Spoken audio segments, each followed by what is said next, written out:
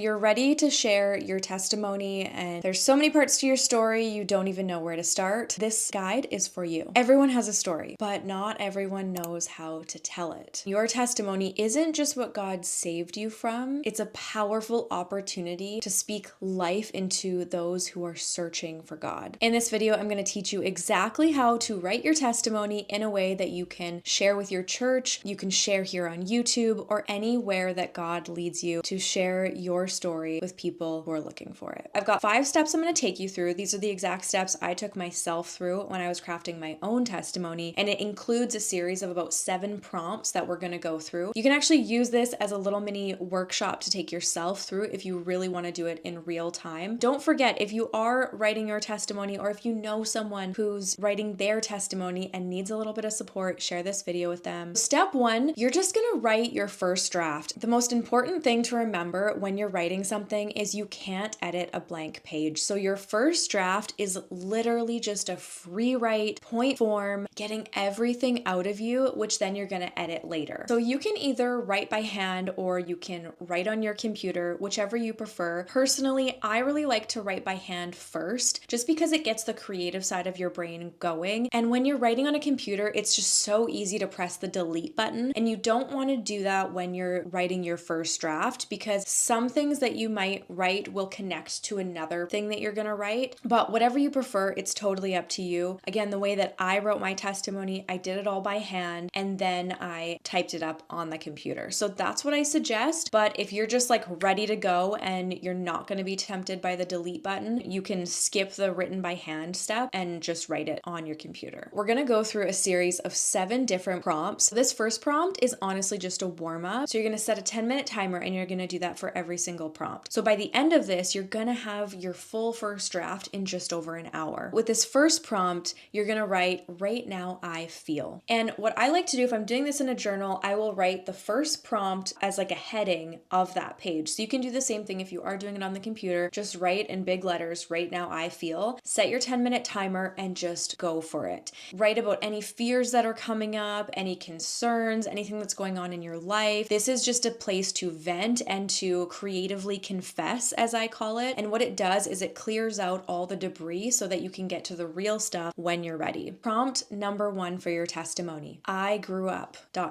So you're going to set your 10-minute timer, and this is the place where you're just going to start writing about everything in the way that you grew up. Were you raised in a more pagan upbringing like myself, or were you raised Christian? Were you raised with an atheist family mindset, or just very worldly? Talk about your parents, talk about your siblings, talk about your household. Anything that comes to mind as you just fill in this prompt. Writing your testimony can often be a very emotional experience. And so if you experienced a lot of trauma in your childhood and right away you're triggered by this prompt, it's okay to skip it if you need to and come back. Or maybe set your timer for only half the amount of time. Try 5 minutes and just bullet point as many details as you can. It's really important here to remember you're not going to use every single point that you write down. You're going to edit this later, but you just want to really allow the Holy Spirit to move you as you document everything that you can, kind of as quickly as you can throughout this 10 minutes. Prompt number 2, your early interest or resistance toward God. This can be where any experiences you had surrounding God growing up. It's a time to write out like your earliest memories of the name of Jesus, of God, of going to church, whatever you heard growing up at school, in your family, about religion. So really describe these early childhood years or these teenage years to paint the picture of what your spiritual life or lack of spiritual life was at this time. Prompt number 3, how and why I got into ...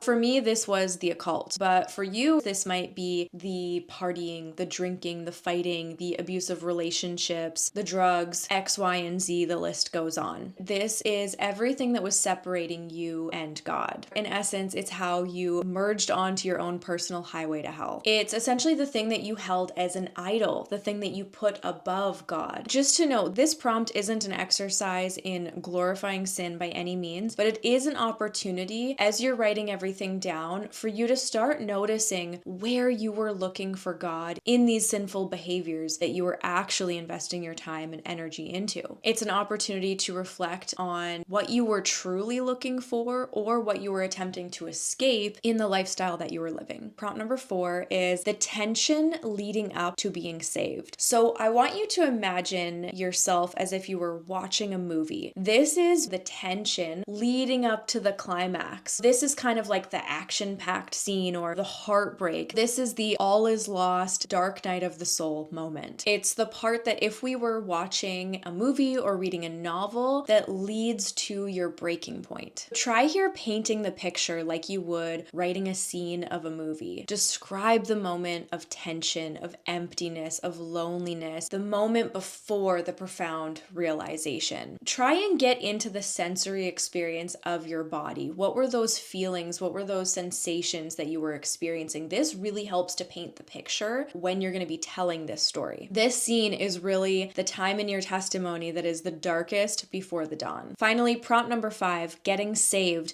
This is where God met you. What was the moment when all the dots connected? This is the moment that the scales fell from your eyes, the moment the idol was smashed, the moment you were stopped in your tracks. This is the moment when the way you were living came to a complete halt and you knew your life would never be the same again. Your last prompt is simply any extra details. This is the time for you to list out anything that you didn't get to write about yet, little bits and pieces, any conversations that you had that were maybe seeds planted along the way. These are any milestones or details or specific moments that you can think of that help paint your story. Not all these details are going to end up in your final draft, but all of these things help you yourself also remember when you're communicating and when you're sharing your testimony. So it's important not to leave anything out. Set your 10-minute timer and just write any extra details that you hadn't yet. So congratulations, you have written your first draft of your testimony. This is a huge accomplishment. Just even sit down and write for an hour is massive. So I just want to congratulate you. It really is the hardest part, just getting that full first draft out of you. And now we can kind of put together the puzzle pieces and refine. Step 2 is going to be to type up your testimony. So this is for those of you who did write by hand, or an even faster way to do this is just to voice dictate into your phone and just speak it out loud and everything will be typed for you. And then what you're going to do is you're going to transfer that whole document into a Google Doc or however you like editing. Google Docs is my favorite way to write and to edit. From there, you should have roughly 5 pages. Step 3, refine and edit. This is where you're going to piece all your bullet points into sentences and paragraphs. Make sure you hit that duplicate button, create a second draft, and then edit from that second draft so that you can always go back. If there's something that you deleted by accident, it's still going to be in that main first draft. I also like to use like a bit of a color coding system in my Google Docs when I'm editing. Of course, if there's something I definitely don't want in there, I don't like, you can just delete it. If I'm pretty sure I don't want it in there, I'll actually highlight it in black so then I just see a big black bar across the text. I love to use the comment section if I want to add something, but I'm not sure, or like this needs a bit of research, or I need to add some more detail here. I'll just highlight it and I'll add a comment and I'll make that comment to myself to come back to later. If I love something and I really want to like drive this point home, I'll highlight it in green. Step 4, now that you have edited and refined your testimony into sentences and paragraphs that you really like, this is the time that you're going to weave in meaningful scripture that stood out to you in this process, or any connections that you're making between your story and words from the Bible. Finally, step 5, this is when you craft your final version. Once you've gotten your testimony to a point that you're really happy with, you want to see it as a simple beginning, middle, and end format. The beginning being your life before Christ, the middle being the conversion point, and then the third point, the ending, being your life after Christ. If you are recently converted, if you've recently been saved, the after Christ part is not going to be very long, as it was for myself when I shared my testimony. It was very brief and it was mostly all before Christ, and then like the major experience that I was having in that time when the scales fell from my eyes. So depending on where you're at in your journey, you just want to take that into context. Finally, you should have a 4 to 5 page testimony. Roughly 1,500 words will take you 10 to 12 minutes to speak out loud. You're going to want to practice speaking it out loud a few times on your own, and then you're going to want to share it with a trusted friend, someone who's really going to support you during this process. And then as soon as you're ready, share it with your community, whether that's at your church, whether that's on YouTube. And one of the things that I always say about testimony, it's so easy for us to take for granted our own story and think like nobody really cares or what's so interesting about my story. But the thing is, we never know who's in the audience, who's in the congregation, and that your testimony could actually be the exact final watering that person needs in order to truly have the scales removed from their eyes and truly understand Jesus. I'm so passionate about testimonies because I was saved from a testimony, and it was not from a lack of trying. Me being in the occult and Christianity, one foot in both worlds for so long, really trying to get there, really trying to understand what the Bible was all about, what Jesus was all about, and nobody was really able to translate that language barrier that I was experiencing until I heard the right testimony. So I just want to give you that encouragement. Take the step at least to write your first draft, and then you can edit after that. Talk to your pastor about wanting to share your testimony. We are saved by the blood of the Lamb and the power of our testimony. So it is so powerful and so important. If you found this video helpful, be sure to share it with anybody that you know who is getting ready to share their testimony. And if you use this process, please let me know in the comments down below, or if there's anything that you have found in writing your testimony, sharing your testimony, any other tips you have for us, definitely leave those in the comments down below. And I've actually put this all into a short little paperback guide for you, and you can find the link to that in the description. I hope you like this. If you haven't already, subscribe, like the video, share it with anyone who needs it. And I just want to encourage you to truly share your testimony because your voice and your story is needed. I'll see you guys next time.